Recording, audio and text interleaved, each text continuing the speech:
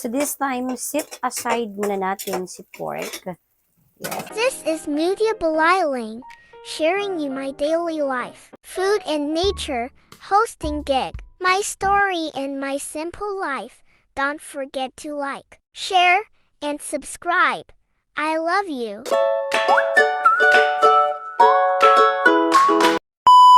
Yes, we have here guys, bawang, onion, and ginger. We have here the karne. Ito yung taba, una natin yan ilagay. After this, ito yung laman. Yan. Medyo konti lang yung laman, yung ano natin taba at saka laman. Tapos, magic syrup, not sponsored. And syempre, nor pork cubes.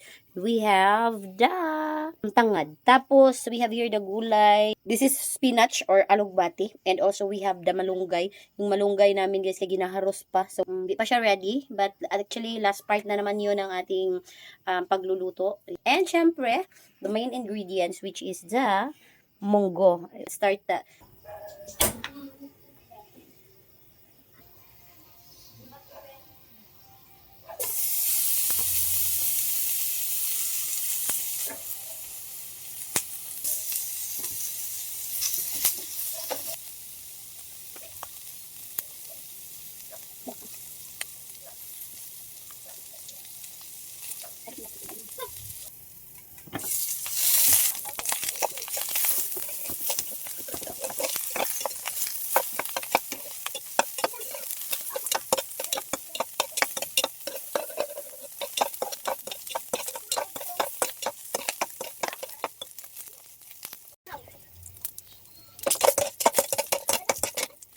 We'll put the carne na itself.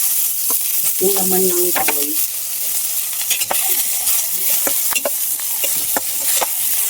Parang ginigisa natin sa sariling mantika. Palabasan niya guys. And yes guys, yan, as you can see, medyo brownish na po yung ating pork. So this time, sit aside muna natin si pork. Yun ang plate, ilalagay natin si pork for set aside. Siyempre, huwag nyo natanggalin yung mantika, guys. May mantika na natira. Sa time, kay ilalagay natin yung bawang.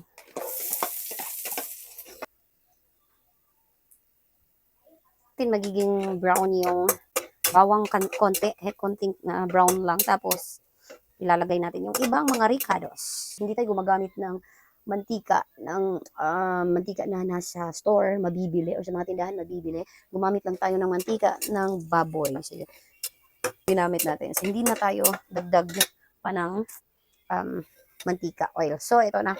Lalagay natin yung ginger at saka onion. Pag ganyan na, pwede na nating ilagay ang ating munggo.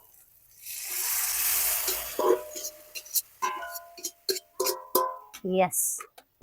And after with the munggo, you have to do the mix. There you go. Antayin natin na kumulo ng konti. Tapos, isusunod natin yung ibang ricados. Yes guys, before ko po makalimutan, ilalagay na po natin yung ating tangad. So, I know si tangad guys is pang sabaw lang siya, pang sinigang, tapos mga sinabaw na luto. But this time, lalagyan natin si munggo. So, here we go guys. After ilang mga minuto, yan, naaamoy po natin yung amoy ng tangad. Ang sarap po ng amoy niya. So, before po kayo mag-add ng any pampalasa, don't forget to put a pork na nor. Kasi yan pong nor guys is may alasa po siya. So before po kayo magdagdag ng mga pampalasa, make sure na nalagay nyo na si nor.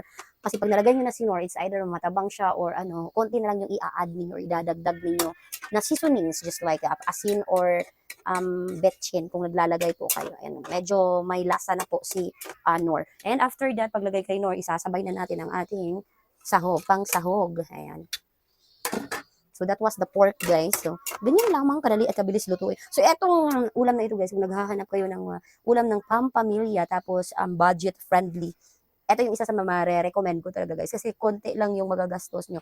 The munggo is 25 pesos. Tapos yung karni, I think mga 50 pesos is okay na po siya. And syempre, yung ibang mga ricados, yung mga alugbati or mga malunggay, pwede nyo na pong makuha yan sa paligid ninyo. Mangayo kayo sa silingan. Actually guys, may tanim po ako na alugbati. Kaya much better talaga kung meron tayo para hindi na tayo nagpupunta sa mga kapitbahay at nanghihingi. Yung malunggay lang talaga, malunggay pandesal. Yung malunggay lang talaga kasi hindi ako nabubuhayan ng malunggay. That's why talagang nanghihingi ako sa kapitbahay. Pero yung malunggay naman dyan guys is unlimited. So tinikman ko siya, hindi pa siya ganoon kalasa. So by this time, we will put the lalagyan natin ng magic syrup. Here. So si magic syrup is padagdag din siya ng lasa. For the magic syrup guys is hindi mo siya lalahat na kasi minor naman na tayo. So konti lang, ayan, for lasa-lasa lang talaga si magic syrup. So as you can see, medyo konti po yung water natin. So may idagdag pa tayo na spinach. So this time we will put, wala siya kang sabaw masyado guys eh. So this time lalagyan po natin siya ng sabaw. Okay, we will put isabaw konti kasi may spinach at malunggay or may alugbati pa tayo at malunggay na idadagdag. So, optional lang naman. Pero kung okay lang sa inyo ganun, okay lang din. Ayun. Medyo lakasan natin yung ating apoy. Ayun. So, that's it. After this, we're going to boil that. So, after that, ilang minutes, titimplahan na natin. Tapos, maluto muna yung nor na pork cubes. Yes, and after that, iti-taste natin. And kung tama na yung kanyang lasa, so we will put the alugbati and the malunggay. So, that's it. So guys, after ilang minutes, ayan na, nagbo-boiled na yung ating water na nilagay kanina. So, mix muna natin. Tignan natin kung medyo tama na ba yung kanyang lasa. So, medyo matabang po siya. Now, this time, magpuput po tayo ng asin. Dito na tayo maglalagay ng asin. So, si asin naman, medyo marami yata. Ayan, okay na yan. And then we will put also the bitchin kaunti. Okay, kaunti lang. And don't forget, konting pamintang durog po ito guys. So ilalagyan natin ng konti. Konti lang kasi maanghang si pamintang durog and may anak ako. So baka hindi kakain ng or baka maanghangan. So konti lang sa paminta. Sa paminta is one of the taste there. So this time, iti-taste natin kung tama na ba ang kanyang lasa. Lasa. There you go. Yes, all set. At ito po yung tanim ko na alugbati. So ilalagay natin yan dyan. Yes po. So as you can see, malalaki po talaga yung mga dahon niya kasi nga, Amerikano ito na alugbati. So that's why matataba po yung mga dahon niya. And buk po siya nakaangay po sa na pinagtamnan natin. Tapos after that, syempre don't forget ito yung malunggay na fresh from the silingan. Ayun. So ilagay mo na lahatin mo na. So after that, mix. And this is the final touch, guys, the alugbati and the malunggay. Guys, hindi po ako hindi po ako chef, hindi po talagang sa pagluluto, pero sarap niya. Takpan natin, hindi pala ito yung takip. Takpan natin ng 1 minute and then natin yung kanyang apoy. So that's it. Huwag masyadong maluto yung alugbati at saka yung malunggay kasi nga hindi masarap kapag medyo po yung alugbati. Tapos maglalaway-laway siya. So, yan. After that, 1 minute i-off na natin yung apoy.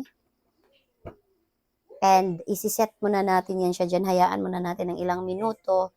And okay na yan. So, dapat kapag nagluto kayo niyan, naka-ready na po yung rice ninyo. So, check natin yung rice kung ready na ba. On checking sa rice. Here we go. Naka-ready na siya. So, let's go. Let's eat na. After ng ilang minutes, and eto na po yung ating niluto na malunggay. Or munggo. Hindi ko alam kung ano ang pwedeng itawag sa kanya, guys. Pero, I think masarap siya. I think mas gugustuhan ng mga kids. Yung mga anak ko guys, hindi kumakain ng gulay. Kaya wala silang choice kundi kakain sila tonight ng munggo. Mm. Mm. Sarap. So, hahain muna ako guys. Tapos, kakain na. Alright guys, so this is the finished product. Ayan ang ating niluto. Ayan, munggo. Okay, maura na siya guys. So, gamay lang akong niluto kayo. Para mahurot jud sa mga kabataan. And, atong rice ready na. So, naisudan diri Donina. Ang di mo kaugulay, oh. Wala kang choice ngayon. Kakain ka ng gulay. Ayan. No, that's not the ulam. Tapos, ito yung bahaw na bagong kanin. Kasi yan lang yung ulam namin guys. All set. We're eating now. We're eating?